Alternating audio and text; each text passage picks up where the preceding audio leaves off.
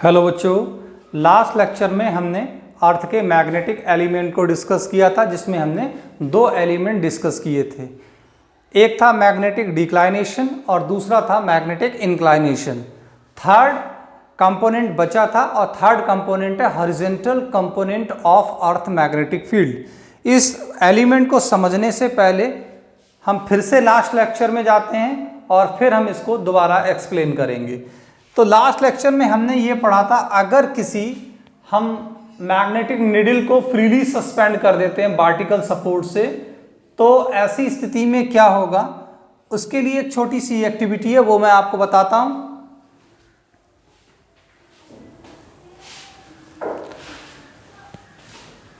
मान लेते हैं थोड़ी देर के लिए ये एक मैग्नेटिक कंपास है और इस मैग्नेटिक कंपास में दो पोल हैं, होते ही हैं, एक नॉर्थ पोल और एक साउथ पोल।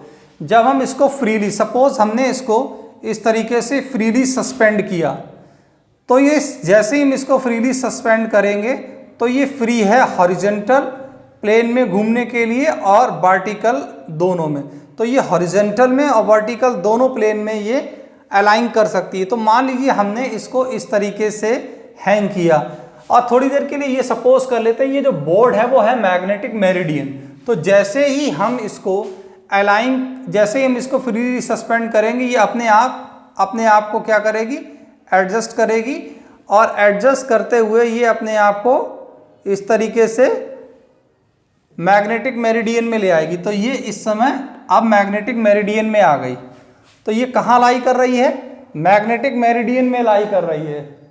ये मैग्नेटिक मेरिडियन में लाई कर रही है। तो ये इस समय मैग्नेटिक मेरिडियन में लाई कर रही है। फिर क्या होगी, ये मैग्नेटिक मेरिडियन में फिर दोबारा अपने आप को अलाइन करेगी और दोबारा अलाइन करने की वजह ये होगी कि ये अपने आप को अर्थ के मैग्नेटिक फील्ड के डायरेक्शन में ले आएगी। मान लीजिए इस तरीके से अर्थ का मैग्नेटिक फील्ड है, तो ये सबसे पहले तो अपने आप को मैग्नेटिक मेरिडियन में अलाइन करेगी, उसके बाद ये मैग्नेटिक फील्ड के डायरेक्शन में अपने आप को अलाइन करेगी और ये इस तरीके से बैंड, ये इस तरीके से झुक जाएगी। इसीलिए इसको नमन कोण भी बोलते हैं। इस तरीके से ये झुक जाएगी। तो इस समय ये मैग्नेटिक फील्ड के डायरेक्शन में है, अर्थ का जो मैग्नेटिक फील्ड होगा उसके डायरेक्शन में है। अब ये पहले ऐसी थी, इस तरीके से थी, फिर ये ऐसे करके बैंड हो गई। तो ये जितने डिग्री पर बैंड हो जाती है वो कहलाता है मैग्नेटिक इंक्लाइनेशन। तो अगर इस फिगर को हम दोबारा देखें तो ये फिगर क्या होगा, ये आपका हॉरिजॉन्टल डायरेक्शन था और हॉरिजॉन्टल डायरेक्शन के साथ में ये मैग्नेटिक साउथ था, मैग्नेटिक साउथ था ये। अब उसके बाद अगर हम देखें इसको तो ये निडल का डायरेक्शन था। निडल का ये वाला जो पोल होगा वो नॉर्थ पोल होगा और ये हॉरिजॉन्टल से इस तरीके से ये बैंड कर गई थी वर्टिकली। तो ये एंगल है फाई, इसको हम बोलते हैं मैग्नेटिक इंक्लाइनेशन। एग्जैक्टली देखा जाए तो ये वाला एंगल है मैग्नेटिक इंक्लाइनेशन, मैग्नेटिक इंक्लाइनेशन, ये एंगल है मैग्नेटिक इंक्लाइनेशन। अब अगर हम देखें यहां पर तो इसके दो कंपोनेंट यहां पर बनना है। ये अर्थ के मैग्नेटिक फील्ड का डायरेक्शन हो गया, जिसके डायरेक्शन में इसने निडल ने अपने आप को अलाइन किया था। तो इसके अर्थ के मैग्नेटिक फील्ड, क्योंकि मैग्नेटिक फील्ड वेक्टर होता है, अब इसके दो कंपोनेंट होंगे, एक इसके अलाउंग होगा, इसके अलाउंग होगा हॉरिजॉन्टल डायरेक्शन के अलाउंग, और एक होगा वर्टिकल के अलाउंग, ये वर्टिकल के अलाउंग। तो इधर अर्थ का हॉरिजॉन्टल कंपोनेंट होगा और इधर अर्थ का वर्टिकल कंपोनेंट होगा मैग्नेटिक फील्ड का। अब अर्थ सरफेस पे जो हम मैग्नेटिक फील्ड फील करते हैं वो मैग्नेटिक फील्ड हॉरिजॉन्टल कंपोनेंट की वजह से फील करते हैं। तो हॉरिजॉन्टल कंपोनेंट क्या होगा, तो हॉरिजॉन्टल कंपोनेंट होगा, हॉरिजॉन्टल कंपोनेंट होगा VH is equals to VE cos phi and vertical component क्या होगा, वर्टिकल कंपोनेंट होगा V is equals to earth का मैग्नेटिक फील्ड और साइन फाई। तो ये इक्वेशन फर्स्ट है, ये इक्वेशन सेकंड। अर्थ सरफेस पे हमें मैग्नेटिक फील्ड किसकी वजह से फील होता है, वो हॉरिजॉन्टल कंपोनेंट की वजह से होता है।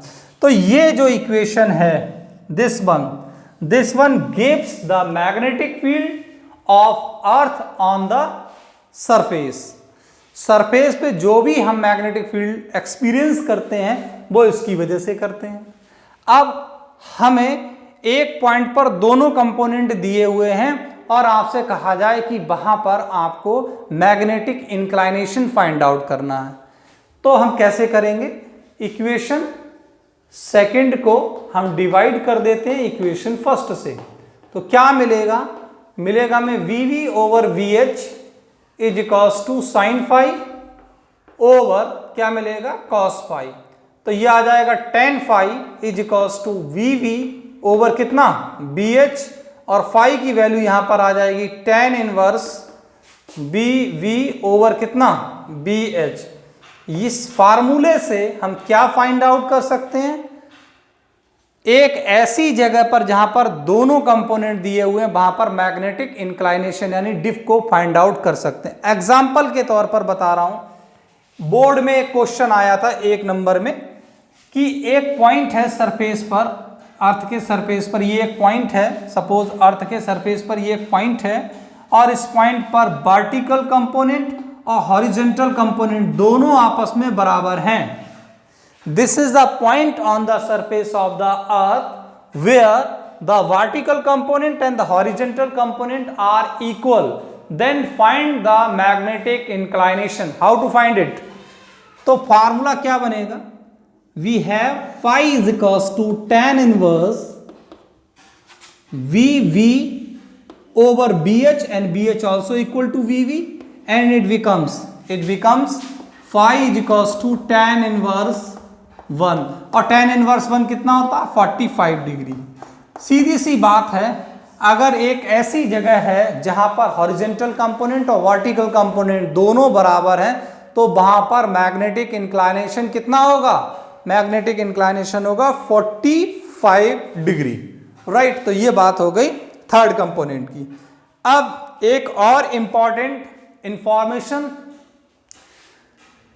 मैग्नेटिक मैप से ऑब्जेक्टिव क्वेश्चन बन सकता है, और मैग्नेटिक मैप क्या होता है उसके बारे में थोड़ा समझते हैं। मैग्नेटिक मैप, अगर आपने कोई मैप देखा होगा तो ग्लोब देखा होगा तो उसमें बहुत सारी लाइन जो है पास होती हैं, उसमें से कुछ एक लाइन ऐसी होती हैं जो मैग्नेटिक एलिमेंट्स को कनेक्ट करती हैं।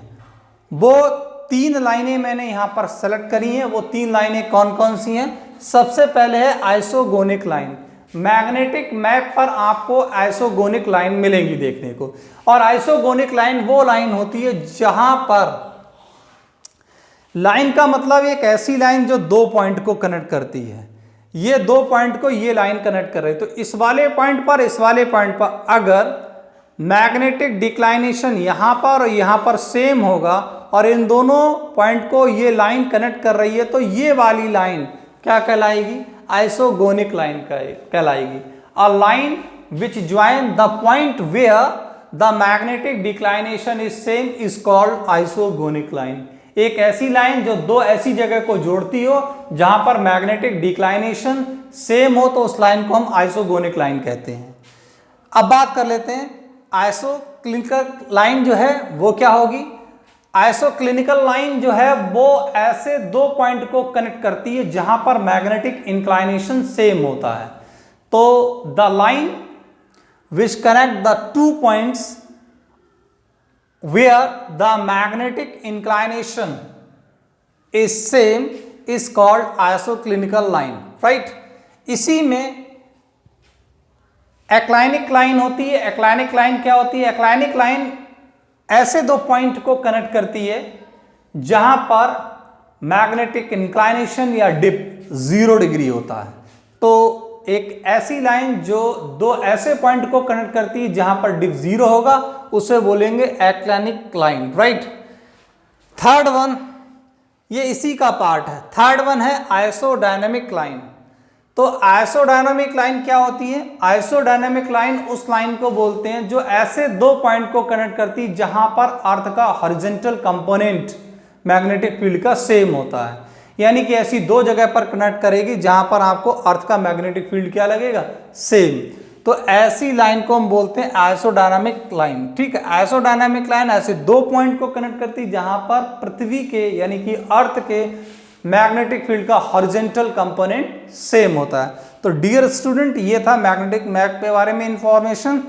इसको आप अच्छे से पूरा रिवाइज कर लीजिएगा। अब मैं नेक्स्ट लेक्चर से 4th यूनिट स्टार्ट करूंगा जो कि electromagnetic induction and alternating current. एक और इंपॉर्टेंट चीज, बहुत सारे स्टूडेंट अभी भी वीडियो नहीं देख रहे हैं, इनको कॉन्टिन्यूअस देखिए और फिर किताब में पढ़िए। 20-25 मिनट में किसी भी टॉपिक की कंप्लीट इंफॉर्मेशन आपको नहीं मिल सकती है, उसके लिए आपको बुक्स में जाना ही पड़ेगा। तो ये प्रोसेस फॉलो करिए, पहले वीडियो देखिए, फिर बुक्स में जाइए, then you prepare the notes. If you feel any problem then please call me. Thank you so much.